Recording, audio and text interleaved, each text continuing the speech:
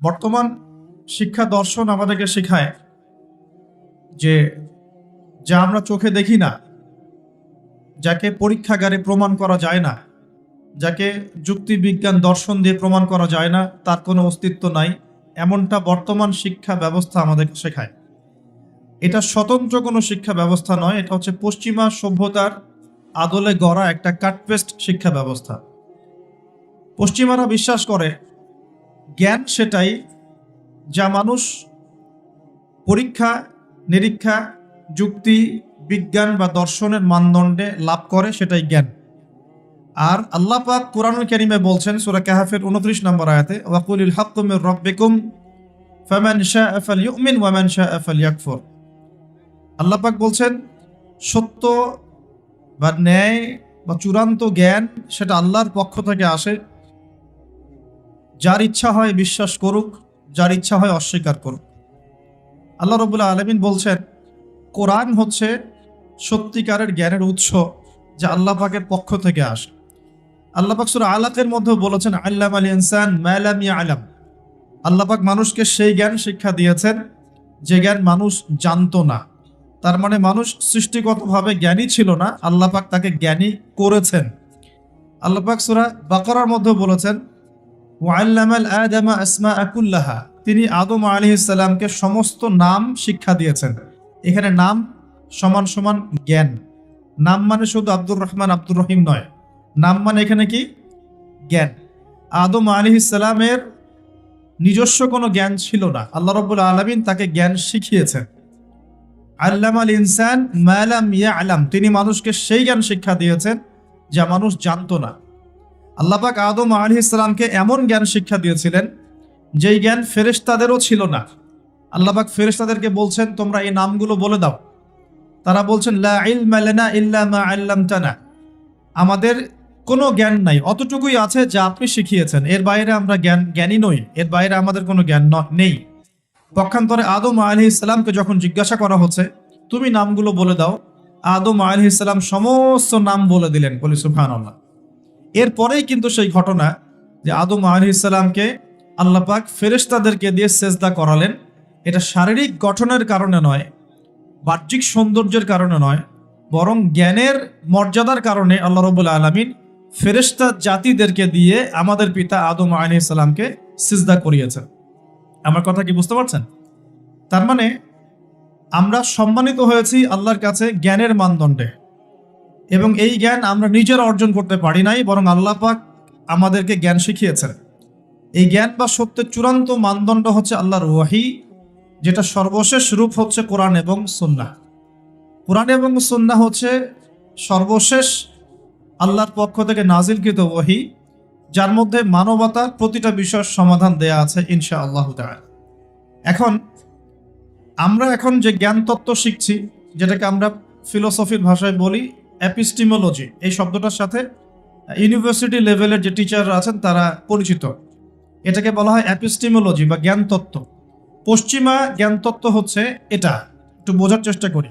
আমরা এখন শিক্ষা ব্যবস্থা নিয়ে অনেক কথাই বলছি, কিন্তু এর গোড়া আমরা ধরতে পারছি না। এখন আমরা ডালপালা নিয়ে নাড়াচাড়া করছি। ডারউইনের মতবাদ কেন, ইতিহাস বিকৃত কেন, মুসলিমদেরকে ছোট করা হচ্ছে কেন, হ্যাঁ সমকামিতা প্রমোট করা হচ্ছে কেন, আমরা সমস্যার ডালপালাগুলো ধরে টানাহাচড়া করছি, কিন্তু সমস্যার গোড়াটা আমি আপনাদেরকে বলছি আজকে ইনশাআল্লাহ। ওয়ামা তৌফিকি ইল্লা বিল্লাহ আলাইহি তাওয়াক্কালতু ইলাইহি উনীব ওয়া ইলাইহি উনীব। সমস্যার শেকড়টা হচ্ছে এখানে। এই শব্দটার নাম এপিস্টিমোলজি বা জ্ঞান তত্ত্ব। এটা কি জিনিস? এটা হচ্ছে একটা দর্শন, একটা মানদণ্ড, যে মানদণ্ডের ভিত্তিতে আমরা জ্ঞান শিখি। আমরা কোন মানদণ্ডে জ্ঞান শিখি? মুসলিমরা এমন মানদণ্ডে জ্ঞান শেখে, আমরা বিশ্বাস করি জ্ঞান আল্লাহর পক্ষ থেকে আসে। আমরা বিশ্বাস করি যে জ্ঞান মানুষের সৃষ্টির সাথে সাথেই তার ভিতরে ছিল না। আমরা বিশ্বাস করি জ্ঞান আল্লাহ পাক শিক্ষা দেন, এবং এমন জ্ঞান শিক্ষা দেন যা আমরা জানতাম না। আল্লাহ পাক মহাজ্ঞানী সত্তা, তার জ্ঞান অসীম। আমরা খুব ক্ষুদ্র সৃষ্টি, আমাদের জ্ঞান খুব সসীম। এই সসীম সৃষ্টি অসীম জ্ঞানী আল্লাহ রাব্বুল আলামিনের জ্ঞানকে পেনিট্রেট করতে পারবে না। তাই আমাদের উচিত হচ্ছে আল্লাহ পাকের মহাজ্ঞানের সামনে আত্মসমর্পণ করা, এর নাম ইসলাম। আমরা এমন ফিলোসফি ফলো করি। কথা কি বুঝতে পারছেন? আমরা আরো ফলো করি, ইমানদার হতে হলে আমাদেরকে গায়েবে বিশ্বাস করতে হবে, যেমন আল্লাহ, ফেরেশতা, আসমানি কিতাব, নবী রাসূল, পরকাল, তাকদীর।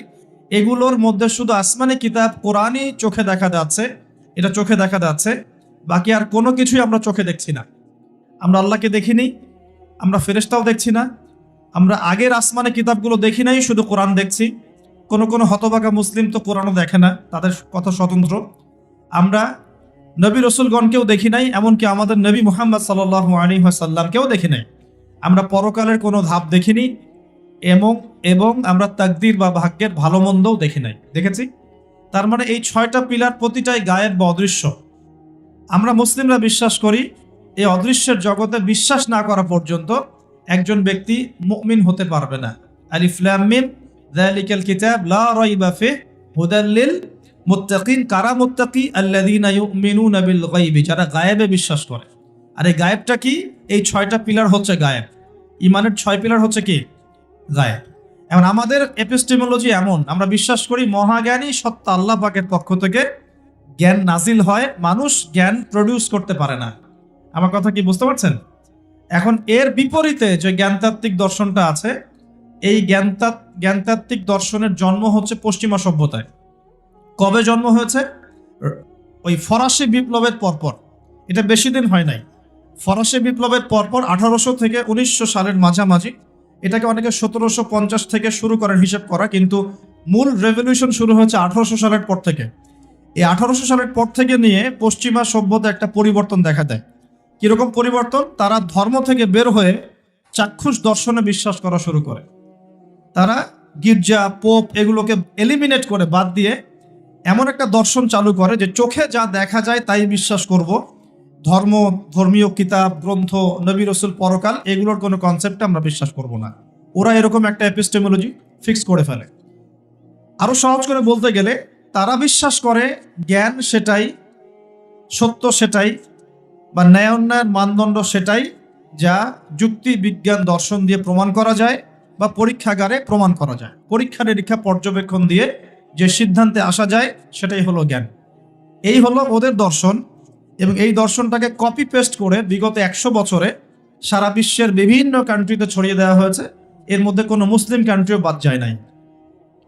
এখন জ্ঞানতত্ত্ব নিয়ে যত কথা হচ্ছে, এর গোড়া হচ্ছে এখানে। আমরা বিশ্বাস করি জ্ঞান আল্লাহর পক্ষ থেকে আসে। আমরা বিশ্বাস করি আমরা খুব ক্ষুদ্র জ্ঞানের অধিকারী মানুষ, আমাদের এত বেশি জ্ঞান নাই। এমনকি আমরা তো নিজের আত্মাকেও ব্যাখ্যা করতে পারি না, আমরা আমাদের স্বপ্নকেও ব্যাখ্যা করতে পারি না, আমরা আমাদের ঘুমকে ব্যাখ্যা করতে পারি না, আমাদের সাথে আগামীকাল কি হবে আমরা সেটা জানি না। এত ক্ষুদ্র জ্ঞান নিয়ে আমরা কি আল্লাহ পাকের মহাজ্ঞানকে অতিক্রম করতে পারবো? পারা যাবে? পারা যাবে না। তাহলে আল্লাহ পাক যেগুলো নাজিল করছেন, ইমানের পিলার, ইসলাম, পরকাল, মিজান, ফুলসিরাত, জান্নাত, জাহান্নাম, আত্মা, জিনজাতি, ফেরেশতা, যেগুলো আমরা চোখে দেখি না, এগুলোকে কি আমরা আমাদের ক্ষুদ্র জ্ঞানে ব্যাখ্যা করতে পারবো? পারবো না। কিন্তু তাদের দর্শনটা এমন, তারা মনে করে যে পরীক্ষা নিরীক্ষা, যুক্তি, বিজ্ঞান, দর্শন দিয়ে যা পাবো সেটাই জ্ঞান। উদাহরণ দিয়ে বোঝাচ্ছি, তাহলে বুঝতে পারবেন। আমরা জিন জাতিকে বিশ্বাস করি কিনা? করি কিনা? আমাদের সবার সাথে একটা করে জিন শয়তান আছে কি নাই? আছে। তবে এখনকার বিশ্বে বেশিরভাগ শয়তান কিন্তু পশ্চিমা সভ্যতায় থাকে। কথা কি বুঝতে পারছেন? আচ্ছা, তো আমরা জিন জাতিকে বিশ্বাস করি। আমাদেরকে যদি বলা হয় কেন বিশ্বাস করেন, এর পিছনে যুক্তি কি, বিজ্ঞান কি, দর্শন কি, আমরা বলবো যে আমরা যুক্তি, বিজ্ঞান, দর্শনের আলোকে জিন জাতিকে বিশ্বাস করি না। আমরা বিশ্বাস করি এই আলোকে আল্লাহ পাক বলেছেন, ওয়ামা খালাকতুল জিন্না ওয়াল ইনসা ইল্লা লিয়াবুদুন। আল্লাহ পাক তার সর্বশেষ গ্রন্থ, মহাগ্রন্থ আল কোরআনে বলেছেন, সূরা জারিয়াতের 56 নম্বর আয়াতে, ওয়ামা খালাকতুল জিন্না ওয়াল ইনসা ইল্লা লিয়াবুদুন, আমি জিন আর মানব জাতিকে শুধুমাত্র আমার ইবাদত করার জন্যই সৃষ্টি করেছি। আল্লাহ পাক বলেছেন, আমি বিশ্বাস করি, এটাই আমার দর্শন। কারণ আমার জ্ঞান ক্ষুদ্র, আল্লাহর জ্ঞান অসীম। আমি যা জানি না আল্লাহ পাক সেটা জানেন। এই হলো আমাদের সহজ সরল দর্শন। অনেকেই দর্শনটাকে বলতে পারে মৌলবাদী দর্শন, অনেকে বলতে পারে এটা হচ্ছে ধর্মান্ধ দর্শন। এই শব্দগুলো কি শোনেন এখন? এই শব্দগুলো এই কারণেই বলা হয়, যেহেতু আপনি বলছেন যে আমি আল্লাহর কথা চোখ বন্ধ করে বিশ্বাস করি, এই কারণে তারা আপনাকে বলবে আপনি ধর্মান্ধ। কথাটা কি বুঝতে পারছেন? আর আমরা কোরআন এবং হাদিস ঘাটাঘাটি করে দেখছি, এরকম ধর্মান্ধ না হতে পারলে আপনি মুসলিম হতে পারবেন না। কথা কি বুঝতে পারছেন? আল্লাহ পাক যা বলেছেন চোখ বন্ধ করে বিশ্বাস করার নাম ইসলাম। এখানে প্রশ্ন করলে আপনি কি হয়ে যাবেন? আপনি কিন্তু আল্লাহ দ্রোহী হয়ে যেতে পারেন। এখন পশ্চিমারা বলছে যে জিন জাতিকে তারা বিশ্বাস করে না। কেন বিশ্বাস করে না? কারণ জিনকে আপনি যুক্তি দিয়ে প্রমাণ করতে পারবেন না, বিজ্ঞান দিয়ে এখনো প্রমাণ করতে পারেন নাই, কোনো দর্শন দিয়ে প্রমাণ করতে পারছেন না, এমনকি ল্যাবরেটরিতে বসে গবেষণা করেও আপনি জিনের অস্তিত্ব প্রমাণ করতে পারছেন না। পারছেন না। এই কারণেই পশ্চিমারা এটাকে বিশ্বাস করবে না এবং ওদের আদলে গড়া কোনো শিক্ষা ব্যবস্থাই এটাকে স্বীকার করবে না। আমি কি বোঝাতে পারছি সমস্যার গোড়া কোথায়? সমস্যার গোড়াটা এই জ্ঞানতাত্ত্বিক দর্শনে, যেটাকে আমরা বলি এপিস্টিমোলজি। আমরা বলছি আমরা ফেরেশতায় বিশ্বাস করি। ফেরেশতায় বিশ্বাস করি। কেন বিশ্বাস করি? আমাদের উত্তর একটাই, আল্লাহ পাক বিশ্বাস করতে বলেছেন তাই করি। আল্লাহ পাক ঈমানের পিলারের মধ্যে ফেরেশতার কথা বলেছেন তাই করি। তার নবী মুহাম্মদ সাল্লাল্লাহু আলাইহি ওয়াসাল্লাম আমাদেরকে বিশ্বাস করতে বলেছেন, হাদিসে আছে, কোরআনে আছে, এই কারণে করি। এখন আপনার বিশ্বাসকে তারা বলতে পারে ধর্মান্ধ বিশ্বাস, মৌলবাদী কনসেপ্ট। এখন প্রশ্ন হচ্ছে তারা কেন বিশ্বাস করে না? উত্তর, ফেরেশতাকে আপনি পরীক্ষা নিরীক্ষা পর্যবেক্ষণের মাধ্যমে প্রমাণ করতে পারবেন না। ল্যাবরেটরিতে বসে ফেরেশতার অস্তিত্ব আপনি প্রমাণ করতে পারবেন না। আপনি কোনো যুক্তি বিজ্ঞান দর্শন দিয়ে ফেরেশতার অস্তিত্ব প্রমাণ করতে পারবেন না। এই জ্ঞান আল্লাহ পাক আপনাকে দেন নাই। এখানে জ্ঞানতাত্ত্বিক পার্থক্য। আমরা আল্লাহতে কেন বিশ্বাস করি, কেন ধর্মে বিশ্বাস করি? কারণ আমরা আল্লাহ রাব্বুল আলামিনকে অদৃশ্যে বিশ্বাস করি, না দেখেই বিশ্বাস করি, এবং আল্লাহ পাকের সর্বশেষ আসমানি কিতাব কোরআন এবং তার ব্যাখ্যা হাদিসে বিশ্বাস করি। এখানে আল্লাহ পাকের অস্তিত্ব আল্লাহ পাক জানান দিয়েছেন, আমরা বিশ্বাস করি। তারা বিশ্বাস করে না কেন? কারণ তাদের দর্শন হচ্ছে আল্লাহকে দেখা যায় না, তাই বিশ্বাস করি না। ফেরেশতাদেরকে দেখা যায় না, বিশ্বাস করি না। আত্মাকে দেখা যায় না কিন্তু বিশ্বাস করে। স্বপ্ন এর ব্যাখ্যা করা যায় না, কোনো কোনো ক্ষেত্রে বিশ্বাস করে। তারা কবরের আযাব, পরকাল, জান্নাত, জাহান্নাম, মিজান, পুলসিরাত এগুলোতে বিশ্বাস করে না, কারণ এগুলোকে আপনি ল্যাবে প্রমাণ করতে পারছেন না। এই জ্ঞানতাত্ত্বিক পার্থক্যের কারণেই এখনকার যে জ্ঞান চর্চার জগৎগুলো বা শিক্ষাক্ষেত্রগুলো, এগুলো দুই ভাগে ভাগ হয়ে গেছে। এক ভাগ আল্লাহ পাকের ওহীতে বিশ্বাসী আস্তিক এবং আনুগত্যশীল শিক্ষা ব্যবস্থা, আরেকটা হচ্ছে আল্লাহ পাকের অস্তিত্বে অবিশ্বাসী নাস্তিক এবং কুফরি শিক্ষা ব্যবস্থা। আমি কি বোঝাতে পারছি? এই দুই ভাগে এটা ভাগ হয়ে গেছে। এই দুই ভাগে কি হয়েছে? ভাগ হয়ে গেছে। এখন কোরআন এবং সুন্নাহ ভিত্তিক শিক্ষা ব্যবস্থায় কিন্তু মানব জীবনের সমস্ত সমস্যার সমাধান আছে। কিন্তু এখানে গিয়ে আমরা কোরআন সুন্নাহকে হাতে নিয়ে বৈষয়িক বিষয়গুলোকে চ্যালেঞ্জ করতে ব্যর্থ হয়েছে। কোনো কোনো ক্ষেত্রে কোরআন সুন্নাহকে হাতে নিয়ে আমরা অর্থনীতিকে চ্যালেঞ্জ করতে পারছি না, রাজনীতিকে চ্যালেঞ্জ করতে পারছি না, বিজ্ঞানকে চ্যালেঞ্জ করতে পারছি না, প্রযুক্তিকে চ্যালেঞ্জ করতে পারছি না। কিন্তু কোরআন সুন্নাহ আমাদের হাতে আছে। এটা আমাদের সমস্যা, এটা কোরআন সুন্নাহর সমস্যা নয়। এটা কাদের সমস্যা? এটা আমাদের ব্যর্থতা বা আমাদের সমস্যা যে আমরা কোরআন সুন্নাহকে হাতে নিয়েও কোনো কোনো ক্ষেত্রে চলমান বিশ্বের সংকট মোকাবেলা করতে পারছি না। এটা কিন্তু সত্য কথা। যদি পারতাম তাহলে তো গোল্ড ইজ মানি এই কথাটাকে ব্যাখ্যা করে বোঝাতে হতো না। অনেকদিন আগে যখন বলেছিলাম যে পেপার মানি অরিজিনাল ইসলামিক কারেন্সি না, অনেক ট্রলের শিকার হয়েছে এবং এখনো হচ্ছে, কিন্তু এখনো বোঝাতে ব্যর্থ হচ্ছে আমরা যে গোল্ড ইজ মানি। তো কোরআন সুন্নাহর মধ্যে কিন্তু হেদায়েত এটা আছে, তারপরেও কেন বুঝতে পারলো না? বিকজ এটাকে হাতে নিয়ে সে অর্থনীতি চ্যালেঞ্জ করতে পারে নাই। তা আমরা এখানে কমপ্লিট কোড অফ লাইফ পেয়েও চলমান বিশ্বের সংকটগুলো অনেক ক্ষেত্রে মোকাবেলা করতে পারছি না। আর এদের উদ্দেশ্য কি? এই কুফরি যেটা দর্শন, যেটা আল্লাহর অস্তিত্বে বিশ্বাস করে না, পরকালে বিশ্বাস করে না, ফেরেশতায় বিশ্বাস করে না, চাক্ষুষ যা দেখে এর বাইরে কিছুই বিশ্বাস করে না, এই শিক্ষা দর্শনের উদ্দেশ্য হচ্ছে শুধুমাত্র দুনিয়ার কনস্ট্রাকশন, দুনিয়ার ইকোনমিক্স, দুনিয়ার পলিটিক্স, দুনিয়ার ফাইন্যান্স, দুনিয়ার প্রযুক্তি, অনলি দুনিয়া। পরকালীন কোনো চেতনা এদের মধ্যে আপনি পাবেন না। এই দুটো একটা পার্থক্য। আল্লাহ পাক এখানে বলছেন ইহকালের জীবনটা খুবই ক্ষুদ্র, যেটা এতই ছোট যে সমুদ্রের মধ্যে আঙ্গুল ডোবালে যতটুকু পানি হাতে লেগে থাকে এটা দুনিয়া, বাকি মহাসাগরটা হচ্ছে আখেরাত। আর এই আখেরাতে মুক্তি দিবে কোরআন সুন্নাহ ভিত্তিক শিক্ষা ব্যবস্থা। আর আপনি যখন কুফরি বা দুনিয়াবি দর্শন কেন্দ্রিক শিক্ষা ব্যবস্থাতেই পড়ে থাকবেন, তখন এটা দুনিয়ায় ফায়দা দিবে, পরকালে কিন্তু কোনো ফায়দা দিবে না।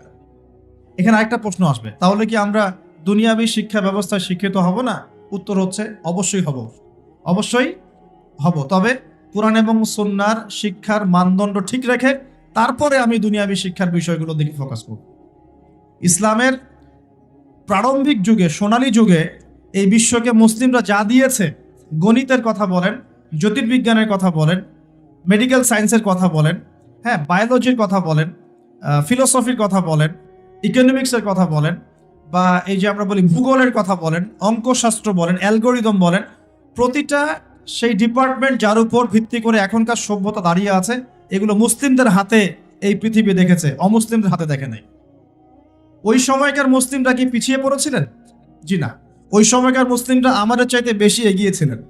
তারা কোরআন এবং সুন্নাহকে গবেষণা করে চলমান বিশ্বের সমস্ত সমস্যার সমাধান দিচ্ছিলেন। কিন্তু আমরা এখন কোরআন সুন্নাহকে হাতে নিয়ে চলমান বিশ্বের প্রতিটা ডিপার্টমেন্ট নিয়ন্ত্রণ করতে পারছি না। এটা আমাদের ব্যর্থতা, এটা কোরআন সুন্নাহর ব্যর্থতা নয়। এখানে সলিউশনটা কি, এটা বলে আমি আগে সামনে যাব। এখানে মূল বিষয়টা হচ্ছে যে আল্লাহ রাব্বুল আলামিন আমাদেরকে সৃষ্টি করেছেন একটা বিশাল উদ্দেশ্য নিয়ে, সেটা হলো ওয়ামা খালাকতুল জিন্না ওয়াল ইনসা ইল্লা লিয়াবুদুন। আল্লাহ পাক আমাদেরকে সৃষ্টি করেছেন যাতে আমরা তার ইবাদত করি। ইবাদত করার জন্য আমাদের দরকার কিছু গাইডেন্স। এই গাইডেন্স আল্লাহ পাক দিয়েছেন কোরআনে এবং হাদিসে। প্রয়োজন একজন শিক্ষকের, মহান শিক্ষক দিয়েছেন মুহাম্মদুর রাসূলুল্লাহ সাল্লাল্লাহু আলাইহি ওয়াসাল্লামকে, যাকে দেখে শিখতে হবে। আমরা তাকে দেখছি না, তার সাহাবীরা তাকে দেখেছেন, তার পরের জেনারেশন সাহাবীদেরকে দেখেছেন, তারপরের জেনারেশন তাবেঈদেরকে দেখেছেন। এভাবে আস্তে আস্তে আস্তে আস্তে এই জ্ঞানটা চলে আসছে। এখন আমরা উলামায়ে কেরামকে দেখছি যারা কোরআন এবং সুন্নাহকে ব্যাখ্যা করছেন এবং এর আলোকে যুগ এবং জিজ্ঞাসার জবাব দেওয়ার চেষ্টা করছেন। এখন আমার সামনে কোরআন সুন্নাহ কিন্তু স্পষ্ট আছে, এবং কোরআন এবং সুন্নাহে শুধুমাত্র এককেন্দ্রিক সমাধান দেয়া নাই, মানুষের জীবনের প্রতিটা ডিপার্টমেন্টের সমস্যার সমাধান এখানে দেয়া আছে। এখন আমরা যদি কোরআন এবং সুন্নাহকে পরিপূর্ণরূপে গ্রহণ করি এবং সমকালীন উপকারী জ্ঞানগুলো অর্জন করি, তাহলে ইনশাআল্লাহ কোরআন এবং সুন্নাহকে হাতে নিয়ে আমরা বিশ্বটাকে চ্যালেঞ্জ করতে পারবো। আমি কি বোঝাতে পারছি? আমাদের সমস্যার সমাধানটা এভাবে হওয়া পসিবল। এখন সমস্যাটা কোথায়? সে করেই আমরা কুফরি একটা মন্ত্র তন্ত্র চর্চা করছি, যে আমরা যা দেখি না তাকে বিশ্বাস করি না। এটাই সমস্যা। এ কারণে কেন ডারউইনের মতবাদের কেন প্রয়োজন হবে? যখন মানুষ জানবে যে তাকে সৃষ্টি করেছেন মহান আল্লাহ রাব্বুল আলামিন, এর উপর সে বিশ্বাসী হবে, তখন কি তার এরকম কোনো মন্ত্রের দরকার আছে? আর যখন একটা জায়গার, একটা এলাকার, একটা দেশের, একটা সমাজের বেশিরভাগ মানুষ আল্লাহ বিশ্বাসী, তখন জোর করে কেন আমি একটা মতবাদ চাপিয়ে বাচ্চাদেরকে পড়াশোনা করাবো? উদ্দেশ্যটা কি? উদ্দেশ্য হচ্ছে একটা সুদূর প্রসারী উদ্দেশ্য, যে আমরা চাচ্ছি আগামী 20 বছর 30 বছরের মধ্যে যেন এমন একটা প্রজন্ম গড়ে ওঠে যারা আল্লাহ থেকে অনেক দূরে চলে যাবে। এটা উদ্দেশ্য। না হলে আমি কেন এই মতবাদ কচি বাচ্চাদেরকে শেখাতে যাব? কেন শেখাতে যাব? যে মতবাদটা কোরআন সুন্নাহ বিরোধী, একই সাথে বর্তমান আধুনিক বিজ্ঞানও বিরোধী। মেডিকেল সায়েন্সের কোনো ক্লাসিক্যাল বইয়ের মধ্যে, চ্যালেঞ্জ করলাম, মেডিকেল সায়েন্সের কোনো ক্লাসিক্যাল বইয়ের মধ্যে এই মতবাদকে স্বীকৃতি দেওয়া হয় নাই। কোনো মতবাদ, এই মতবাদটাকে না, কোনো ক্লাসিক্যাল বইয়ের মধ্যে আপনি এই মতবাদটাকে পাবেন না যেটাকে স্বীকৃতি দেওয়া হয়েছে। এটা তার একটা থট। বিজ্ঞানে কি হয়, কিছু থটস থাকে, অনুসিদ্ধান্ত, এগুলো গবেষণা করা হয়, আজকে একটা ফলাফল দেওয়া হয়, কালকে আরেকটা ফলাফল দেওয়া হয়। যখন সর্বসম্মতিক্রমে একটা জায়গায় মানুষ আসে, তখন সেটাকে ফিক্স করা হয়। এই মতবাদের সর্বসম্মতিক্রমে কেউ কখনো সাইন করে নাই। তাহলে কেন জোর করে আমি বাচ্চাকে শেখাতে যাব যে তোমাদের দাদা বড়দাদারা বানর ছিল? কেন শেখাতে যাব? উদ্দেশ্যটা কি? আমি চাচ্ছি একটা প্রজন্ম গড়ে উঠুক, যে প্রজন্ম আস্তে আস্তে আস্তে আস্তে আল্লাহ থেকে দূরে সরে যাবে, ওদের ব্রেইনটা ওয়াশ করা থাকবে, এবং ওদের ভিতরে আপনি আর ইসলাম ইনস্টল করতে পারবেন না।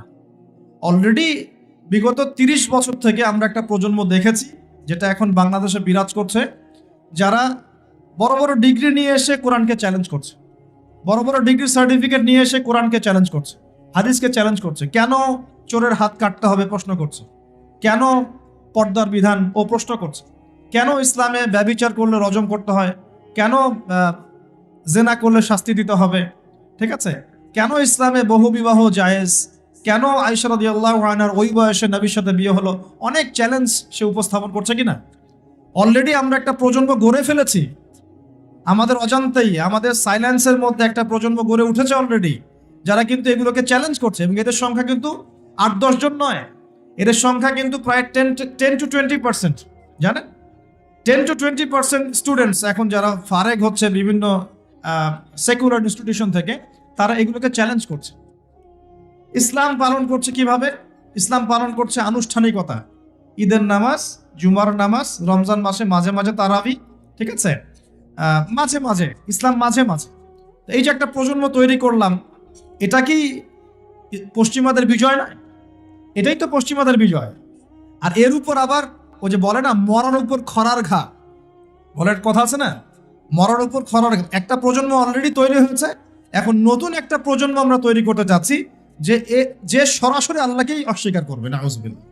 সে বলবে যে না, আল্লাহ আমাকে সৃষ্টি করে নাই, আমি তো ছোটবেলায় পড়েছি যে আমার দাদারা বানর ছিল, নাউজুবিল্লাহ। কথা কি বুঝতে পারছেন? সমস্যার গোড়ায় চলে আসেন। সমস্যার গোড়া হচ্ছে যে একটা সুদূর প্রসারী এজেন্ডা বাস্তবায়ন করার চেষ্টা করা হচ্ছে। কি এজেন্ডা? একটা প্রজন্ম গড়তে চাওয়া হচ্ছে, যেই প্রজন্ম সরাসরি আল্লাহকে অস্বীকার করবে। এখন কিন্তু সরাসরি আল্লাহকে অস্বীকার করছে না প্রজন্ম, হয়তো ঘুরিয়ে ফিরিয়ে চ্যালেঞ্জ করছে, হ্যাঁ আমি আল্লাহকে বিশ্বাস করি, কিন্তু পর্দাটা তো বুঝতে পারছি না, কেন এই যুগে পর্দার কি দরকার? ওই যুগে না হয় এই ছিল সেই ছিল, হ্যাঁ এখন কি আর ওই রকম যুগ আছে? এখন তো এগিয়ে যাওয়ার যুগ, এখন তো খোলামেলা পোশাক পরা যায়, হাত কাটার কি দরকার? এগুলো তো মৌলবাদী আইন, বর্বর আইন মনে হচ্ছে, হ্যাঁ ধর্ষণ করলে কেন এরকম রজম করতে হবে? ওরা কিন্তু আল্লাহকে স্বীকার করছে ঠিকই, করার পরে এই প্রশ্নগুলো উত্থাপন করছে এখনকার জেনারেশন, এই জেনারেশনটা। আর আমরা চাচ্ছি আর একটা জেনারেশন তৈরি হোক যারা এইসব প্রশ্ন করবে না, সরাসরি অস্বীকার। আমি মনে বোঝাতে পারছি না? শয়তান একবারে কখনো আপনাকে আঘাত করে না। শয়তান, আল্লাহ পাক কি বলছেন? ওয়ালা তাত্তাবিউ খুতুওয়াতিশ শায়াতিন, খুতুওয়াতিশ শায়াতিন অথবা খুতুওয়াতিশ শয়তান। তোমরা শয়তানদের বা শয়তানের খুতুয়া মানে পদাঙ্ক অনুসরণ করো না। পদাঙ্ক মানে ফুটপ্রিন্ট, আপনার পায়ের ছাপ, এটাকে পদাঙ্ক, খুতুয়া বলা হয়। পায়ের ছাপ। আপনি কি পায়ের ছাপে এক লাফ দিয়ে এক জায়গায় যান, নাকি স্টেপ বাই স্টেপ যান? বলেন। স্টেপ বাই স্টেপ এটা চালু করার চেষ্টা করা হচ্ছে, স্টেপ বাই স্টেপ। প্রথমে একটা প্রজন্ম সরাসরি আসেনি যারা আল্লাহকে অস্বীকার করবে, এসেছে যারা আল্লাহকে স্বীকার করে, স্বীকার করার পরেও চ্যালেঞ্জ করছে, এটা কেন, ওইটা কেন, এটা কেন, ওইটা কেন, এটা ভালো না, ওটা খারাপ, ইসলামকে মডিফাই করতে হবে, মডারেশন লাগবে, ইসলামের এই অংশটা ভালো, এটা মানবো, এটা খারাপ, এটা মানবো না। ওরা চ্যালেঞ্জ করছে। কিন্তু এখন চাওয়া হচ্ছে আরেকটা প্রজন্ম তৈরি করতে যে চ্যালেঞ্জ করবে না, সরাসরি অস্বীকার করবে। আমি কি বোঝাতে পারছি? এই হলো গোড়ার সমস্যা। এখন আপনি কিভাবে সলভ করবেন এগুলোকে? শুধু একটা ওয়াজ মাহফিলের মঞ্চে বসে কেউ একজন ব্যাখ্যা করলেই সমস্যা সলভ হবে না। শুধুমাত্র 2-4 জন আলেম কথা বলবেন, বাকিরা চুপ করে থাকবে, সমস্যা সলভ হবে না। আমরা দেখেও না দেখার ভান করব, শুনেও না শোনার ভান করব, বুঝেও না বোঝার ভান করব, এভাবে সলভ হবে না। আমরা যদি মনে করি যে এগুলো সামান্য বিষয়, বাচ্চা কাচ্চা এগুলো টুকটাক শিখলে কি বা সমস্যা, তাহলে সমস্যা আছে। ইনজেক্ট করা হচ্ছে আস্তে আস্তে, আপনাকে একবারে কিন্তু বিষ প্রয়োগ করা হবে না, স্লোলি আপনাকে আস্তে আস্তে নিয়ে যাওয়া হবে। এটা সুদূর প্রসারী একটা মাস্টার প্ল্যান। ইসরায়েল নাম শুনেছেন তো? সে কি হঠাৎ করে বিশ্বে এসে রুলিং স্টেট হয়ে গেছে? আস্তে আস্তে, গ্র্যাজুয়ালি, আস্তে আস্তে আস্তে আস্তে আস্তে আস্তে এখন পুরো সবার টুটি চিপে ধরেছে, ধরে নাই?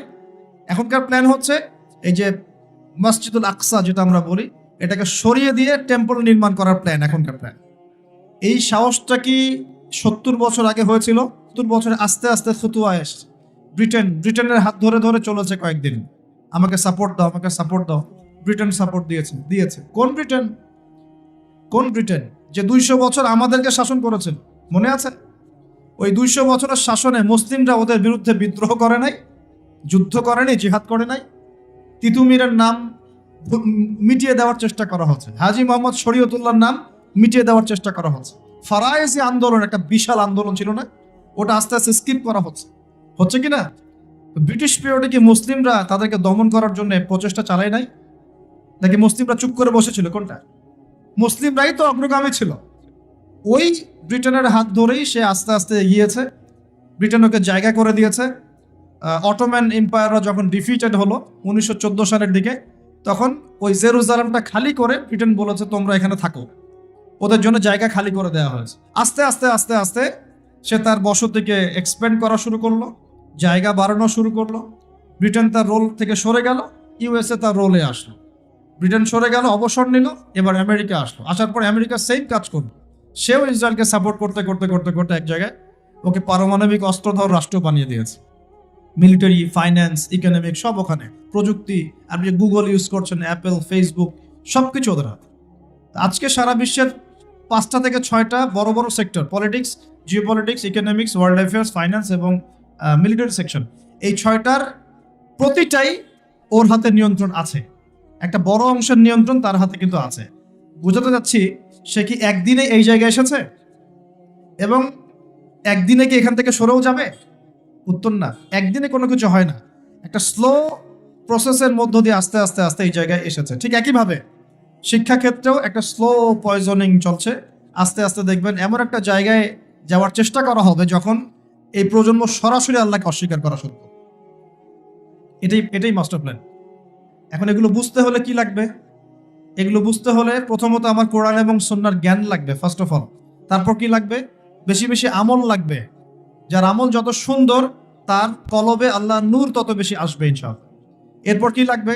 এরপর লাগবে পরিশুদ্ধ একটা মন, হিংসা, বিদ্বেষ, গীবত, তহমত, সমালোচনার অপসংস্কৃতি মুক্ত একটা কলবুন সালিম, স্বচ্ছ মন।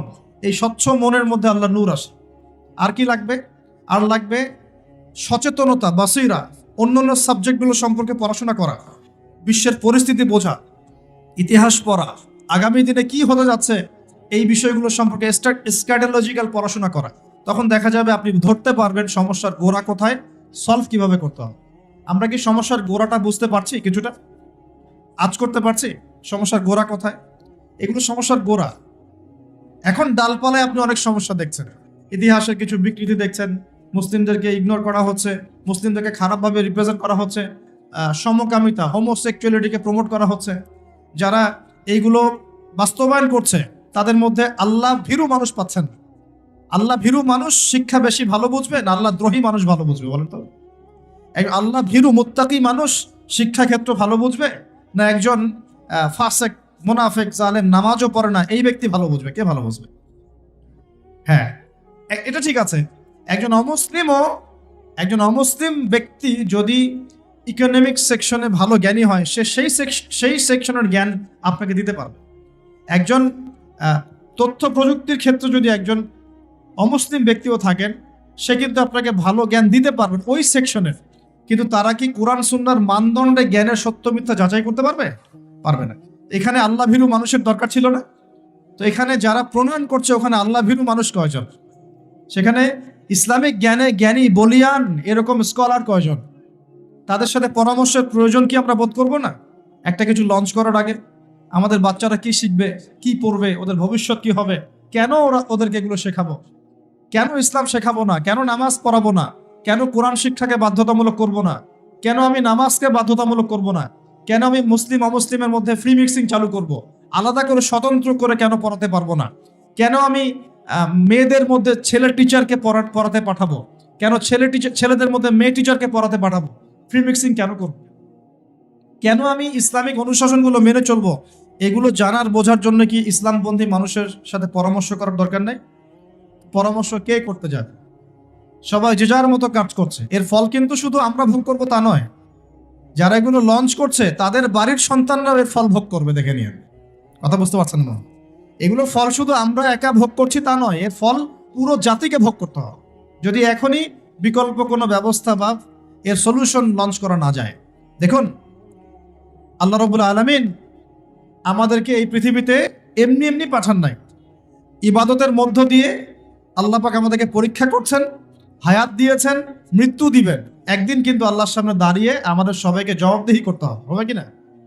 আমি যদি কোনো ভালো কিছু চালু করে যাই, তাহলে যত মানুষ এই ভালো দিয়ে উপকৃত হবে সমস্ত নেকি কিন্তু আমি পাবো ইনশাআল্লাহ।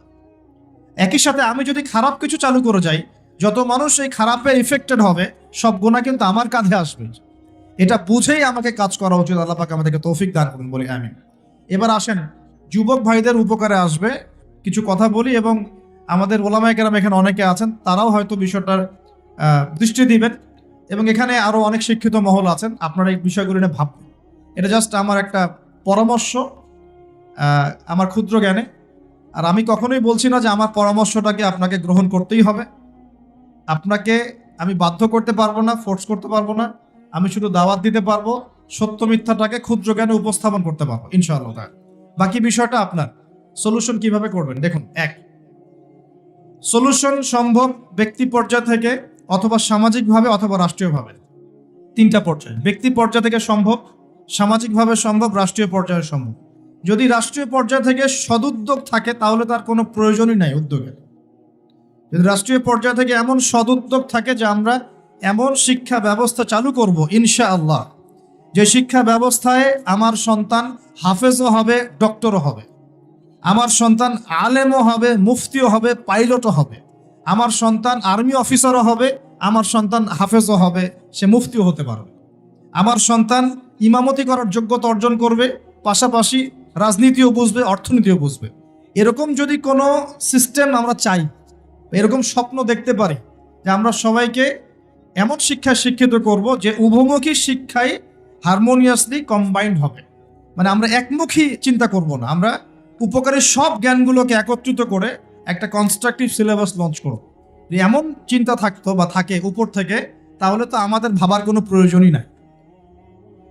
কিরকম হবে তাহলে ফলাফল? মনে করেন আমার ছেলে ক্লাস 1 থেকে নিয়ে ক্লাস 10 পর্যন্ত পড়েছে, এবং এখানে সে ইংরেজি পড়েছে, বাংলা পড়েছে, মুক্তিযুদ্ধ পড়েছে, হ্যাঁ, দেশের ঐতিহ্য জেনেছে, ইতিহাস পড়েছে, আইসিটি পড়েছে, সব কিছুই পড়েছে মাশাআল্লাহ। পাশাপাশি সে এই 10 বছরে 10 পারা কোরআন হিফজ করতে পারবে, এই 10 বছরে মিনিমাম সে 1000 হাদিস পড়তে পারবে, এই 10 বছরে সে আকীদার বইগুলো পড়তে পারবে, ফিকহের প্রামাণ্য বইগুলো পড়তে পারবে, সে আরবি ল্যাঙ্গুয়েজ শিখবে, ইবারত পড়ার যোগ্যতা অর্জন করবে। ফিউচার যখন বড় লেভেলে সে যাবে, তখন সে তার লাইফটাকে ভাগ করে নিবে ঠিকই, কিন্তু ইসলামের ভিত্তির জ্ঞানটা তার মধ্যে থেকে যাবে। আমি মনে বোঝাতে পারছি না সলভ কিভাবে করতে পারে। উপর লেভেল থেকে হলে তো কোনো কথাই নাই, যদি সদুদ্যোগ থাকে। কি রকম সদুদ্যোগ? আমি একটা পরামর্শ দিচ্ছি যে আমরা আমাদের বাচ্চাদেরকে বাংলা শেখাবো, আরবি শেখাবো, ম্যাথ শেখাবো, সবই শেখাবো ফ্রম ডে 1, প্লে গ্রুপ থেকে শুরু করে।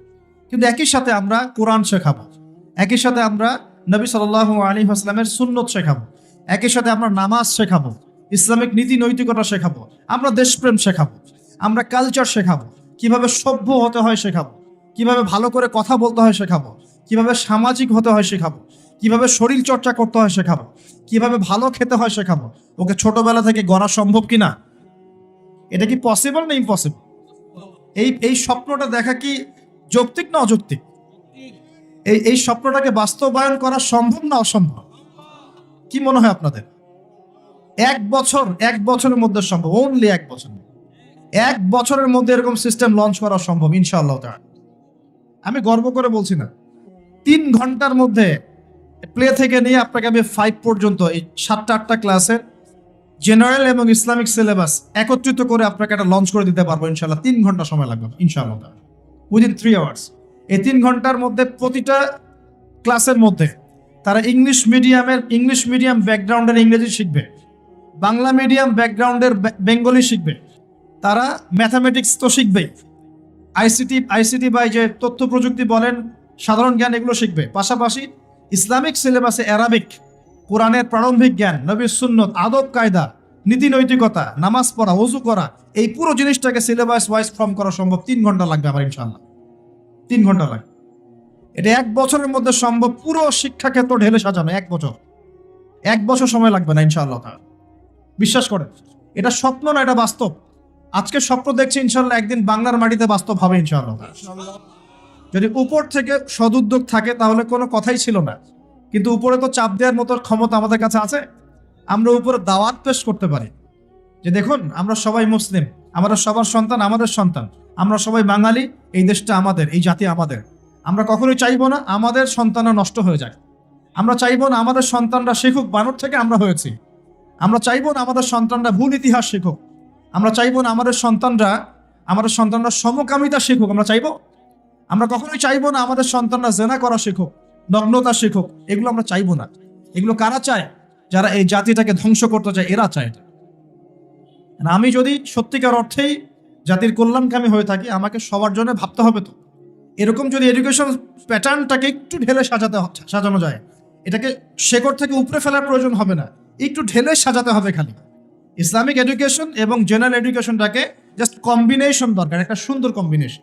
তখন দেখবেন আপনি বিসিএস ক্যাডারও হয়েছেন, এদিকে আপনি ইনশাআল্লাহ তাআলা ইনশাআল্লাহ হাফেজও হতে পারবেন, কোরআন বুঝতেও পারবেন, ইমামতিও করতে পারবেন, আপনি দাওয়ার কাজও করতে পারবেন ইনশাআল্লাহ।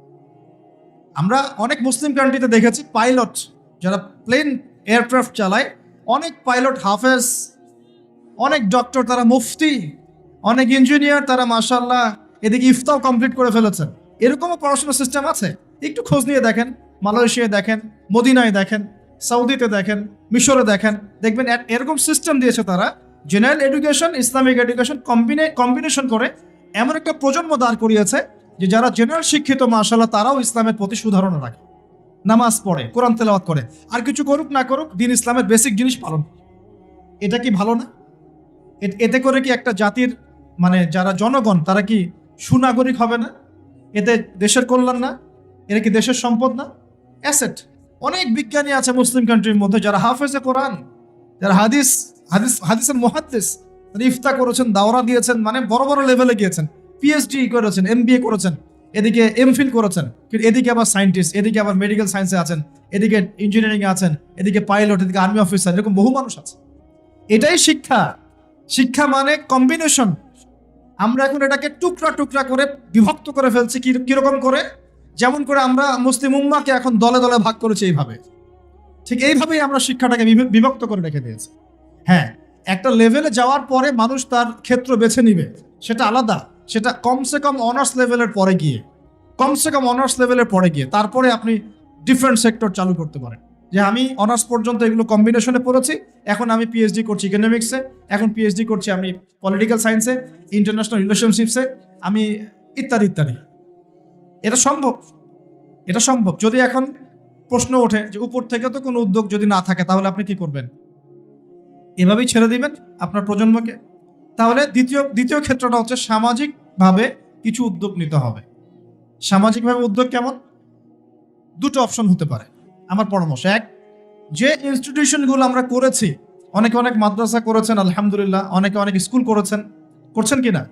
মাদ্রাসা করছেন, স্কুল করছেন, কেউ কলেজ করছেন, কেউ মক্তব চালু করছেন, অনেকভাবে আপনারা কাজ করার চেষ্টা করছেন, ঠিক আছে। যেগুলো গড়ে তুলেছেন অলরেডি, এগুলোর মধ্যে সিলেবাসের পরিবর্তন নিয়ে আসার চেষ্টা করুন। সিলেবাসে কম্বাইন্ড এডুকেশন নিয়ে আসার চেষ্টা করুন। এখানে জেনারেলকে বাদ দিয়ে শুধু ইসলামিক পড়লেও যেমন বিশ্বকে চ্যালেঞ্জ করা যাচ্ছে না, একইভাবে শুধুমাত্র ইসলামিকটা পড়ে জেনারেলটাকে আলাদা করে ফেললেও কিন্তু আমাদেরকে বিশ্ববাসী মূল্যায়ন করছে না। কথা কি বুঝতে পারছেন? দুটার মধ্যে সমন্বয় দরকার। আর এই সমন্বয় করলে আমরা কিন্তু ফাসেক হয়ে যাব না। অঙ্ক কোনো অনইসলামিক সাবজেক্ট নয়, ইংরেজি কোনো অনইসলামিক সাবজেক্ট নয়, বিজ্ঞান কোনো অনইসলামিক সাবজেক্ট নয়, চিকিৎসা শাস্ত্র কোনো অনইসলামিক সাবজেক্ট নয়, ইঞ্জিনিয়ারিং কোনো অনইসলামিক সাবজেক্ট নয়। এগুলো কি, এই জ্ঞানগুলো কি আমরাই মানে প্রডিউস করেছি, না এই জ্ঞান আল্লাহ আমাদেরকে দিয়েছিলেন? বলেন তো। আপনি যদি কোরআন পড়লে দেখবেন কোরআনকে 3 ভাগে ভাগ করতে পারবেন, যার একটা বড় অংশে থাকবে হিস্ট্রি বা ইতিহাস। তাহলে ইতিহাস শাস্ত্র কি জায়েজ না জায়েজ? হিস্ট্রি জানা কি খারাপ না ভালো? বিশ্বের ভূ রাজনৈতিক প্রেক্ষাপট জানবো, এটা কি জায়েজ না জায়েজ? আমি যদি না জানি পুরো বিশ্বে কি চলছে, আমি কেমন করে ইসলামকে নিয়ে আগাবো বলেন? অর্থনীতি একটা জায়েজ সাবজেক্ট না জায়েজ সাবজেক্ট? ইকোনমিক্স যদি আমি না বুঝি তাহলে আমি ব্যাংকিং সিস্টেম, ফাইন্যান্স কেমন করে লঞ্চ করবো, কিভাবে আমি এটাকে ডিল করবো? এখানে একটা শুরু থেকে সমস্যা হয়ে আসছে। আমরা দুটোকে একত্রিত করতে ব্যর্থ হয়েছি। তাহলে যে প্রতিষ্ঠানগুলো আছে এগুলোকে যদি আমরা একটু সিলেবাসে কিছুটা পরিবর্তন আনার চেষ্টা করি, আমার মনে হয় আগামী 5 থেকে 10 বছরের মধ্যে আপনি একটা প্রজন্ম তৈরি করতে পারবেন যারা বলবে না যে বানর থেকে আমি হয়েছি, যারা বলবে আমরা আল্লাহ থেকে হয়েছি ইনশাআল্লাহ, আমরা আল্লাহ থেকে এসেছি, আল্লাহ ফিরে যাবো ইনশাআল্লাহ, আল্লাহ আমাদেরকে সৃষ্টি করেছেন, আমরা তার কাছেই ফিরে যাবো ইনশাআল্লাহ। ইন্না লিল্লাহি ওয়া ইন্না ইলাইহি রাজিউন। তারা যত বড় সেকশনে যাক না কেন, তারা কোরআন সুন্নাহর জ্ঞান ভিতরে লালন করবে, আমল করবে, সুনাগরিক হবে ইনশাআল্লাহ। এটা একটা অপশন। আর একটা অপশন, এখন যদি প্রতিষ্ঠানের পরিচালকরা এটাতে রাজি না হন, সামাজিক সাপোর্টটাও না পান, তাহলে কি করবেন? তাহলে অপশন হচ্ছে যারা সামর্থ্যবান, শোনেন, যারা সামর্থ্যবান, যাদের যোগ্যতা আছে, যারা বিষয়গুলো বোঝেন, ভাবেন এবং যারা চান না যে আমাদের প্রজন্মগুলো ধ্বংস হয়ে যাক, নতুন নতুন শিক্ষা প্রতিষ্ঠান গড়ে তোলেন, নতুন নতুন মাদ্রাসা গড়ে তোলেন, নতুন নতুন স্কুল গড়ে তোলেন, নতুন নতুন কলেজ গড়ে তোলেন, এমন কিছু করেন। নতুন গড়ে তোলার পরে এগুলোর মধ্যে আপনি কম্বাইন্ড এডুকেশন চালু করে দেন, আগামী 10 থেকে 20 বছর পর একটা ভালো ফলাফল পাবেন ইনশাআল্লাহ। আর একটা অপশনগুলো মনে থাকবে তো ইনশাআল্লাহ। উপর লেভেল থেকে যদি হয় আলহামদুলিল্লাহ, আমরা সুন্দর করে সহযোগিতা করতে পারবো, কারণ আমরা সহযোগিতাই করতে চাই যদি আমাদেরকে মূল্যায়ন করা হয়। ওই যে বললাম 1 বছর লাগবে আমার ইনশাআল্লাহ। ওই যে ইউসুফ আলাইহিস সালাম বলেছিলেন না, দুর্ভিক্ষের স্বপ্ন দেখলেন, তখন ইউসুফ আলাইহিস সালাম বলেছিলেন যে আমি হচ্ছি এই বিষয়টা সম্পর্কে দক্ষ এবং এই বিষয়ের জ্ঞান আমার কাছে আছে, আমি বিশ্বস্ত, তিনি বলেছেন, মনে আছে? তখন ইউসুফ আলাইহিস সালামকে মিশরের যিনি আজিজ, তিনি তার পাশে এসে বসিয়ে বলেছেন যে এই খাদ্য মন্ত্রণালয় তোমার হাতে তুলে দিলাম, তুমি এখন দুর্ভিক্ষ সামলাও। ইউসুফ আলাইহিস সালাম এমন ট্যাকটিক অ্যাপ্লাই করলেন যে মিশরের লক্ষ লক্ষ মানুষ আসন্ন মৃত্যুর হাত থেকে বেঁচে গেল, আলহামদুলিল্লাহ। তার কাছে এই জ্ঞানটা ছিল। এখন আমরাও এইভাবে বলতে পারবো যে যদি মূল্যায়ন করা হয় 1 বছর লাগবে না ইনশাআল্লাহ, পুরো প্লে থেকে নিয়ে 10 পর্যন্ত, এইচএসসি পর্যন্ত পুরো সিলেবাসটাকে আমরা ইসলামাইজড করে, জেনারেল এবং ইসলামিক শিক্ষার সমন্বয় করে পুরো জাতিকে পরিবর্তন করে মিশন হাতে নিতে পারবো ইনশাআল্লাহ। এন্ড মূল্যায়ন করবে কি করবে না আল্লাহু আ'লাম। আর আল্লাহ পাক তো ক্ষমতার মালিক কে? কালকে যে জেলখানায় ইউসুফ, তার পরের দিন সে মিশরের ওই যে পার্লামেন্টে, মনে আছে? গতকাল জেলখানায় ইউসুফ আলাইহিস সালাম, তার পরের দিন কোথায়? পার্লামেন্টে। ক্ষমতা দেওয়ার মালিককে, ইজ্জত দেওয়ার মালিককে, সম্মান দেওয়ার মালিককে? এগুলো আল্লাহর হাতে। আল্লাহ পাক চাইলে ওরকম যোগ্য মানুষকে উপরে নিয়ে যেতে পারেন ইনশাআল্লাহ তাআলা। আল্লাহ পাক পারেন না? সবই পারেন। কুলিল্লাহুম্মা মালিকাল মুলক, আল্লাহ পাক হচ্ছেন রাজত্বের মালিক। তুতিল মুলকা মান তাশা, আল্লাহ পাক যাকে ইচ্ছা রাজত্ব দেন। কে রাজত্ব দেন? আল্লাহ পাক। ক্ষমতা কে দেন? আল্লাহ। ওয়া তানজিউল মুলকা মিম্মান তাশা, আল্লাহ পাক যার থেকে ইচ্ছা ক্ষমতা কি করেন? কেড়েও নেন। কে এটার মালিক? আল্লাহ। আল্লাহ পাক ন্যায়পরায়ণদেরকে আমাদের উপরে রাখুন, আমরা দোয়া করি। আমাদের উপরে যাদেরকে আল্লাহ পাক রাখুন তারা যেন ন্যায় বিচার করতে পারে, সেই দোয়া আমরা করি। ন্যায়পরায়ণ শাসক আল্লাহ পাক আমাদেরকে দান করুন, দোয়া করি। আমরা কারো পক্ষে বিপক্ষে কখনো কথা বলতে যাব না, কারণ এখানে একটা সো কল্ড পশ্চিমা ডেমোক্রেসি চলছে আর কি। এখানে পক্ষপাতিত্ব করতে গেলে আমরা জালেম হয়ে যেতে পারি। দোয়া করতে হবে যে আল্লাহ পাক আমাদের উপরে যেন সৎ, যোগ্য এবং ন্যায়পরায়ণ শাসক আল্লাহ পাক আমাদেরকে দান করেন, বলি আমিন। এবং তাদেরকে ন্যায় বিচার করার তৌফিক আল্লাহ পাক দান করেন। আল্লাহ পাক এমন শিক্ষা ব্যবস্থা প্রণয়ন করার তৌফিক দান করেন যার মধ্য দিয়ে যেন আমাদের ছেলেমেয়েরা, আমাদের সন্ততিরা আগামী 5-10 বছর পরে যারা আসবে, তারা এই বাংলার মাটিতে জেনারেল শিক্ষায়ও শিক্ষিত হবে ইনশাআল্লাহ, ইসলামিক শিক্ষাও শিক্ষিত হবে ইনশাআল্লাহ। তারা মসজিদের ইমামও হবে, অর্থনীতির বিষয়ে বুঝবে। তারা ডক্টরও হবে, হাফেজও হবে, তারা ইঞ্জিনিয়ারও হবে ইনশাআল্লাহ। এদিকে দেখবেন সে দিনের বেসিক জ্ঞান অর্জন করে মোটামুটি মিশকাত দাওরা পর্যন্ত পড়ে ফেলেছে ইনশাআল্লাহ। তার সম্ভব, এটা অসম্ভব কিচ্ছু না। একটা 4 বছরের বাচ্চা মিনিমাম 200টা শব্দ মুখস্থ করতে পারে। 4 বছরের বাচ্চা। একটা 5 থেকে 6 বছরের বাচ্চা একই সাথে 3টা ল্যাঙ্গুয়েজ শিখতে পারে। 4 থেকে 6 বছরের বাচ্চা। এটা পড়েন, প্যারেন্টিং সম্পর্কে পড়েন, এডুকেশন সিস্টেম নিয়ে ঘাটাঘাটি করেন। বড় বড় কান্ট্রিগুলোর দিকে তাকান, আচ্ছা সেকুলার কান্ট্রির দিকেই তাকান, ব্রিটেনের দিকে তাকান, কানাডার দিকে তাকান, আপনি অস্ট্রেলিয়ার দিকে তাকান, ঠিক আছে, মিডল ইস্টের কান্ট্রিগুলোর দিকে তাকান, দেখেন ওরা শিক্ষা ব্যবস্থাকে কিভাবে ঢেলে সাজাইছে। ওরা শুধু একপক্ষী শিক্ষা চাচ্ছে না। উত্তর কোরিয়ার নাম শুনেছেন কিনা? আচ্ছা চায়নার কথা বলি, উত্তর কোরিয়া পরে। চাইনিজদের মধ্যে কি কোরআন আছে? তাহলে সারা বিশ্বের ব্যবসা এবং টেকনোলজি, প্রযুক্তি, হ্যাঁ, এই যে ইলেকট্রনিক ডিভাইস গুলো সবকিছু ওদের নিয়ন্ত্রণে কেমন করে? পরিশ্রম। কারণটা কি? পরিশ্রম, জ্ঞান, ওই সেকশনে তারা যোগ্যতা অর্জন করেছে। এখন যদি চায়নার মানুষরা, আল্লাহ কবুল করে, যদি চায়নার মানুষরা দেখা যায় যে আগামী 10-20 বছর পর এরা বেশিরভাগই মুসলিম হয়ে গেল, কথার কথা, তাহলে ওদের ওই জ্ঞানটা, বৈষয়িক সেই জ্ঞানটা আর ইসলামিক এই ঈমান যখন একত্রিত হবে, ওরা শক্তিশালী হবে না? ওরা কিন্তু তখন বেশি শক্তিশালী হবে। কথা কি বুঝতে পারছেন? মনে করেন উত্তর কোরিয়া, ওরা এখন খালি পারমাণবিক মিসাইল বানায়, খেয়াল করছেন কি? ওইটা দিয়ে আমেরিকাকে ভয় দেখায়। তো আল্লাহ যদি কবুল করেন, ওরা যদি বেশিরভাগ মানুষ আগামী 20 বছর পর মুসলিম হয়ে যায়, ওরা শক্তিশালী হবে না আমরা? এটা বুঝতে হবে যে মানুষের জ্ঞানকে অবমূল্যায়ন করা যাবে না। ওই জ্ঞান ঠিক আছে, এর মধ্যে ইসলামিক জ্ঞানটাকে ইনজেক্ট করলে একটা ভালো প্রজন্ম আপনি তৈরি করতে পারবেন ইনশাআল্লাহ। এটাই আমাদের উদ্দেশ্য, এটাই আজকের কথা বলার মূল উদ্দেশ্য। আল্লাহ পাক আমাদেরকে বোঝার তৌফিক দান করুন। ইসলামিক জ্ঞানটাকে সর্ব জায়গায়, সর্বমহলে ইনজেক্ট করার চেষ্টা করতে হবে। আল্লাহ পাক আমাদের সবাইকে এই কথাগুলো বোঝার তৌফিক দান করুন। এবং এতে কোনো ক্ষতি নাই, এতে আমাদের লাভ, আমাদের পরিবারের লাভ, আমাদের সন্তানদের লাভ, এবং পরের প্রজন্ম যেটা আসবে ওরা আমাদের জন্য দোয়া করবে ইনশাআল্লাহ। বলবে যে আল্লাহর সৌভাগ্য যে আমরা আমাদের উপরে এমন মানুষদেরকে পেয়েছিলাম যারা ইসলামকে ধ্বংস করে নাই, ইসলামের বিজয়ে অগ্রণী ভূমিকা পালন করেছে। অন্যথায় কি হবে? অন্যথায় দেখেন কি হয়। আমরা এখন পেপার পত্রিকা খুললে, একটু মনোযোগ দেন, পেপার পত্রিকা খুললে আমরা কি দেখি? আমরা দেখি 10টা ধর্ষণ, 20টা রেপ, এখানে অমুক অ্যাক্সিডেন্ট হয়েছে, ওখানে 10 জন মারা গেছে, ওখানে 20 জন। আমরা অনেক ব্যাড নিউজ দেখি, এবং নিউজগুলো দেখে দেখে কিন্তু আমাদের মধ্যে এখন আর খুব একটা ভাবান্তর দেখা যায় না। 10টা রেপ হতেই পারে, একটা মেয়েকে ধর্ষণ করেছে, হতেই পারে, হ্যাঁ ওখানে 10 জন অ্যাক্সিডেন্ট করে মারা গেছে, হতেই পারে, এখানে করাপশন হতেই পারে। আমরা যেন নিউট্রালাইজ হয়ে গেছি, মানে আমরা এটাকে স্বাভাবিকীকরণে নিয়ে আসছি, স্বাভাবিকীকরণ।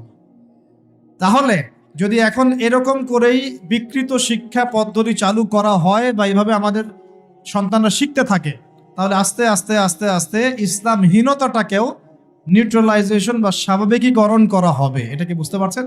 এই হলো পরের ফলাফল যদি এখন সতর্ক না হয়। প্রিয় ভাইরা, আর দুটো অপশন আমি বলছি, এটা আমার পরামর্শ। এখন যারা আরবি লাইনে পড়ে ফেলেছেন, মাশাআল্লাহ অনেক দূর পর্যন্ত চলে আসছেন, কিন্তু বৈষয়িক জ্ঞান অর্জন করেন নাই, তাদের কি হবে? আর যারা জেনারেল লাইনে পড়ে ফেলেছেন কিন্তু ইসলামিক জ্ঞান অর্জন করেন নাই, তাদের কি হবে? যারা জেনারেল লাইনে 20 বছর পড়েছেন, এখন কি আপনি আবার মাদ্রাসায় ভর্তি হতে পারবেন? যারা মাদ্রাসায় মাশাআল্লাহ অনেকদিন পড়েছেন, এখন কি আপনি সমকালীন বিষয়গুলো শেখার জন্য নতুন করে ইউনিভার্সিটিতে ভর্তি হতে পারবেন? সম্ভব? তাহলে এখন আমাকে উত্তর দেন, এই যে কোটি কোটি জেনারেল শিক্ষিত ছেলে পেলে, তারা কি তাহলে ইসলামের জন্য কাজ করবে না? তারা কি ইসলামের জ্ঞান অর্জন করার অধিকার রাখে না? তারা কোরআন শিখবে না? হাদিস শিখবে না? তারা দাওয়াতি কাজ করবে না? তারা কি উম্মাকে নেতৃত্ব দেওয়ার জন্য ভূমিকা রাখবে কি রাখবে না? তাদের সংখ্যা কিন্তু মাদ্রাসা পড়ুয়া ভাইদের চেয়ে বেশি। বেশি না কম? বেশি, তাদের সংখ্যাই বেশি। ইউনিভার্সিটির সংখ্যা বেশি না মাদ্রাসার? ইউনিভার্সিটি এবং জেনারেল শিক্ষিত ছেলে পেলেদের সংখ্যা পরিসংখ্যান বেশি না অ্যারাবিক লাইনের? বলেন। আসলে কিন্তু জেনারেল লাইনে যারা পড়ছে তাদের সংখ্যা বেশি। সংখ্যা বেশি না? সংখ্যা বেশি। অ্যারাবিক সেকশনে যারা পড়ছে তাদের সংখ্যা কম। তাহলে হিউজ অ্যামাউন্ট অফ পপুলেশন আমাদের, এদেরকে অ্যাভয়েড করে কি আমরা একা একা ইসলামের কাজ করতে পারবো? না ওদেরকে ইনভলভ করতে হবে? ওদেরকে ইনভলভ করতে গেলে ওদেরকে শিক্ষিত বানাবো কিভাবে? এখন ওদেরকে ইসলাম শেখাবো কিভাবে? কে ভাববে এগুলো নিয়ে? কি করতে হবে? ওদেরকে মিনিমাম 3 থেকে 4 বছর বা 5 বছরের শর্ট কোর্সের আওতায় নিয়ে আসার চেষ্টা করতে হবে। মিনিমাম 4 থেকে 5 বছর। আপনারা ভাবেন 5 বছরের জন্য এমন সিলেবাস ফর্ম করেন যাতে একজন জেনারেল শিক্ষিত ভাই 5টা বছর যদি শ্রম দেয় পড়াশোনার, কিছুটা হলেও সে কভার করতে পারে। এই পদ্ধতি তো আপনাদেরকে চালু করতে হবে। এক্সাম্পল দিচ্ছি, মনে করেন এই যে ভাই বসে আছে, তার নাম আব্দুল্লাহ। আব্দুল্লাহ ভাই অনার্স করেছে মনে করেন কেমিস্ট্রিতে, মাস্টার্স করেছে কেমিস্ট্রিতে, রসায়নে। সে মাশাআল্লাহ কেমিস্ট হচ্ছে এবং সে তার এই যোগ্যতা দিয়ে দেশের খেদমত করছে, আলহামদুলিল্লাহ, চাকরি করছে। এখন সে চায় আমিও দিনের জন্য কিছু করব, এবং আমি শুধু গতানুগতিক করতে চাই না, আমি ভালো কিছু করতে চাই। তাহলে নিঃসন্দেহে আব্দুল্লাহ ভাইকে কোরআন তেলাওয়াত করা শিখতে হবে, আব্দুল্লাহ ভাইকে আরবি ভাষা শিখতে হবে, আব্দুল্লাহ ভাইকে নিঃসন্দেহে এখন হাদিসের ইবারত পড়ার যোগ্যতা অর্জন করতে হবে, তাকে আকীদার বই পড়তে হবে, ফিকহের বই পড়তে হবে, কিছু উসুল পড়তে হবে এবং তাফসীর, এগুলো পড়ে তাকে একটা লেভেলে আসতে হবে। কিন্তু এখন তার তো মাদ্রাসায় ভর্তি হওয়ার কোনো সুযোগ নাই, আছে? তাহলে ওর জন্য আমি যদি আমার মাদ্রাসায় একটা 5-6 বছরের কোর্স লঞ্চ করতে পারি, যেখানে ওই 100% না হলেও সে মোটামুটি 60-70% কভার করে একটা লেভেলে আসলো, ওকে আমি একটা ইসলামের সম্পদ বানালাম। আমি কিন্তু ওকে একটা সম্পদে পরিণত করলাম। আগে থেকে ওর মধ্যে কেমিস্ট্রির জ্ঞান ছিল, বৈষয়িক জ্ঞানগুলো ছিল, ও ওর জ্ঞান দিয়ে দেশের খেদমত করছিল। এখন সে ইসলামিক জ্ঞানটা অর্জন করে উম্মার খেদমত করবে। সম্ভব কি না?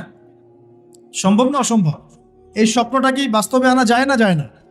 এরকম প্রতিটা কওমি মাদ্রাসা বা প্রতিটা আলিয়া মাদ্রাসা, প্রতিটা বড় বড় প্রতিষ্ঠান যদি এরকম উদ্যোগ নেয়, 4 থেকে 5 বছর 6 বছরে কিছু কোর্স লঞ্চ করে, হ্যাঁ, শরিয়া ফ্যাকাল্টি হতে পারে, দাওয়া অ্যান্ড ইসলামিক স্টাডিজ হতে পারে, কোরআনিক সায়েন্স হতে পারে, হ্যাঁ, মানে সেক্টর আপনারা ভাগ করতে পারেন করে যদি আপনারা জেনারেল ভাইদেরকে সুযোগ করে দেন, এই কোটি কোটি জেনারেল শিক্ষিত ছেলের মধ্যে কমপক্ষে 1 লাখ ছেলে তো বের হবে যারা আগামী দিনে উম্মাকে নেতৃত্ব দেওয়ার যোগ্যতা অর্জন করবে। ভাবা উচিত ছিল, এগুলো ভাবতে হবে না? আচ্ছা, এখন যদি না ভাবেন, এখনো যদি না করেন, তাহলে আগামী 20 বছর পর যে প্রজন্মটা আসবে, ওরা বলবে আমরাও তো কিছুই করতে পারলাম না। আরো 20 বছর পিছায় যাবে এরা। তখন কি হবে? আল্লাহ পাক আমাদেরকে কথাগুলো বোঝার তৌফিক দান করুন। আরেকটা বিষয়, এখন মনে করেন ইসলামিক লাইনে যারা পড়াশোনা করেছেন মাশাআল্লাহ, কিন্তু ইকোনমিক্স পারছেন না, ইংলিশ পারছেন না, আইসিটি পারছেন না, বা সমকালীন জিওপলিটিক্স বুঝতে পারছেন না, সমাজের মানুষ তাদেরকে মূল্যায়ন করছেন। আমরা জানি, আমরা বুঝি তাদের মধ্যে কোরআন সুন্নাহর গভীর জ্ঞান আছে, কিন্তু সমাজের মানুষ বলছে কি, এই মোল্লার দোন মসজিদ পর্যন্ত, কথা বলছে না, তাকে মূল্যায়ন করছে না। ইমাম সাহেব হিসাবে তিনি আসছেন, ইমামকে মূল্যায়ন করছে না। তিনি খতিব, তাকে মূল্যায়ন করছে না। তিনি বলছে একজন ইমাম কেন অর্থনীতি নিয়ে কথা বলবে, একজন খতিব কেন পলিটিক্স নিয়ে কথা বলবে, এই কথাগুলো বলছে না। তাহলে আমাদেরও কি এই জ্ঞানগুলো অর্জন করার প্রয়োজন আছে কিনা? আছে। তাহলে এখন তো আপনি আবার ইউনিভার্সিটিতে ভর্তি হতে পারবেন না। এখানে একটা মেরুকরণ দেখতে পাচ্ছেন কি? এই মেরুকরণটাকে দূর করাটাই হচ্ছে এখনকার বিশ্বের চ্যালেঞ্জ। এই মেরুকরণ শিক্ষার, এই জ্ঞানতাত্ত্বিক এপিস্টেমোলজিক্যাল মেরুকরণ দূর করাটাই আগামীর বাংলাদেশের চ্যালেঞ্জ হবে। এই চ্যালেঞ্জ মোকাবেলা করার জন্য আমাদের জাতি প্রস্তুত আছে কি? আমরা প্রস্তুত আছি? আমাদের কিছু করণীয় আছে? আমি কি খুব অল্প সময়ের মধ্যে ভাঙাচোরা কিছু ব্যাখ্যা করতে পারলাম যে সমস্যাগুলো কোথায়, সলিউশনগুলো কিভাবে হতে পারে? আল্লাহ পাক আমাদের সবাইকে কথাগুলো বোঝার তৌফিক দান করুন। এখন আমার প্রশ্ন যে আপনারা কি, আমরা কি চাই যে আমাদের পরবর্তী প্রজন্ম জ্ঞানতাত্ত্বিক এই মেরুকরণের অতল তলে হারিয়ে যাক? এটা কি আমরা চাই? নাকি আমরা চাই আমাদের পরবর্তী প্রজন্ম কোরআন সুন্নাহর জ্ঞানের পাশাপাশি সমসাময়িক জ্ঞানগুলো নিয়ে কোরআন সুন্নাহর ঈমান এবং চেতনা বুকে ধারণ করে আগামী বিশ্বের সমস্ত সমস্যাগুলোকে ফেস করুক? কোনটা চাই? নিঃসন্দেহে 2 নম্বরটাই আপনি চাচ্ছেন। যদি চান তাহলে প্রথমত প্রয়োজন সামাজিক উদ্যোগ, প্রথমত প্রয়োজন সচেতনতা এবং এটার বেশি প্রচার, প্রথমত প্রয়োজন আমাদের ইচ্ছা শক্তি, আমাদের অর্থনৈতিক কুরবানি, আমাদের জায়গার কুরবানি, আমাদের শ্রম, আমাদের দাওয়াত এবং উপর লেভেল পর্যন্ত এই মেসেজটা পৌঁছানো যে আসুন আমরা পরবর্তী প্রজন্মকে ইসলামিক শিক্ষার আদলে জেনারেল শিক্ষায় শিক্ষিত করি। আল্লাহ পাক আমাদেরকে তৌফিক এনায়েত করুন। একটা আলোকিত প্রজন্ম আমাদের অঙ্গীকার হোক, আমরা এই প্রত্যয় ব্যক্ত করি। আল্লাহ পাক আমাদের সবাইকে তৌফিক দান করুন। এরপর ইনশাআল্লাহ তাআলা দেখবেন আমাদের এই প্রজন্ম জ্ঞান অর্জন করবে, জ্ঞান অনুযায়ী আমলও করবে ইনশাআল্লাহ। তারা হালাল খাবে, হারামে যাবে না। তাদের পারিবারিক আদর্শ ঠিক করবে ইনশাআল্লাহ তাআলা। তারা আমর বিল মারুফ নাহি আনিল মুনকারের কাজ করবে ইনশাআল্লাহ। তাদের প্রতিভাগুলো দিয়ে তারা দেশের, জাতির এবং উম্মার খেদমত করবে ইনশাআল্লাহ তাআলা। আমরা বিশ্বের বুকে আর দুর্বল কোনো শক্তি হিসেবে থাকবো না ইনশাআল্লাহ তাআলা। আমরা বিশ্বের বুকে একটা শক্তিশালী শক্তি হিসেবে আত্মপ্রকাশ করব ইনশাআল্লাহ আযজা ওয়া জাল। আগামীর বাংলাদেশ দেখবেন শিক্ষার যদি জ্ঞানতাত্ত্বিক রেভলিউশন সম্ভব হয়, আগামীর বাংলাদেশকে বিশ্বের বড় বড় পরাশক্তিরা ভয় করবে ইনশাআল্লাহ তাআলা। এটা দেখে নিন। আমাদেরকে ফিকির করতে হবে, আমাদেরকে কাজ করতে হবে, চিন্তা করতে হবে, বিশ্বের পরিস্থিতিগুলো বুঝতে হবে। একই সাথে আমাদের সন্তানদেরকে এই ক্ষতিগুলো থেকে বাঁচানোর জন্য আমাদের সন্তানদেরকে ভালো ভালো প্রতিষ্ঠানে পড়াতে হবে। যদি না থাকে প্রতিষ্ঠান, গড়ে তুলতে হবে। যদি গড়ে তুলেও কাজ না হয় তাহলে সামাজিকভাবে একটা সচেতনতা তৈরি করতে হবে, অথবা উপর লেভেল পর্যন্ত মেসেজ পৌঁছাতে হবে যে উদ্যোগ গ্রহণ করুন, অন্যথায় এই প্রজন্ম অন্ধকারে হারিয়ে যাবে। আল্লাহ পাক আমাদের সবাইকে এই কথাগুলো বোঝার এবং আমল করার তৌফিক এনায়েত করুন। সকলেই বলে আমিন। আল্লাহ রাব্বুল আলামিনের কাছে দোয়া করি আল্লাহ পাক আমাদের সবাইকে যেন কোরআন এবং সুন্নাহর জ্ঞানী হওয়ার তৌফিক দান করেন। আল্লাহ পাক আমাদের সবাইকে যেন যে যেখানেই থাকি, যে সেকশনেই থাকি, সবাইকে কোরআন তেলাওয়াত শেখার তৌফিক আল্লাহ পাক দান করেন। কোরআনের ভাষাটা বোঝার তৌফিক দান করেন। আল্লাহ পাক আমাদের সবাইকে নবীর সুন্নাহগুলো আমল করার তৌফিক দান করেন, এর আলোকে জীবন গড়ার তৌফিক দান করেন। আল্লাহ পাক আমাদের সবাইকে যেন হালাল খাওয়ার তৌফিক দেন, হারাম থেকে দূরে রাখেন। আল্লাহ পাক আমাদের সবাইকে ন্যায়পরায়ণ শাসক দান করেন। আল্লাহ পাক আমাদের সবাইকে ন্যায়পরায়ণ শাসক দান করেন। আল্লাহ পাক আমাদের সবাইকে বুদ্ধিদীপ্ত একটা প্রজন্ম দান করেন। আল্লাহ পাক আমাদের সমাজের মানুষদেরকে ইসলামী শিক্ষায় শিক্ষিত করার তৌফিক দান করেন এবং দেশ এবং জাতির কল্যাণে আত্মনিয়োগ করার তৌফিক আল্লাহ পাক আমাদের সবাইকে দান করেন। আমরা সকলেই বলি আমিন। আকুলু কওলি হাযা আস্তাগফিরুল্লাহ লি ওয়া লাকুম ওয়া লিসাইরিল মুসলিমিন। বারাকাল্লাহু লানা ওয়া লাকুম বিল আয়াতিল হাকিম। ইন্নাহু তাআলা জাওয়াদুন কারীমুর রাউফুর রহিম।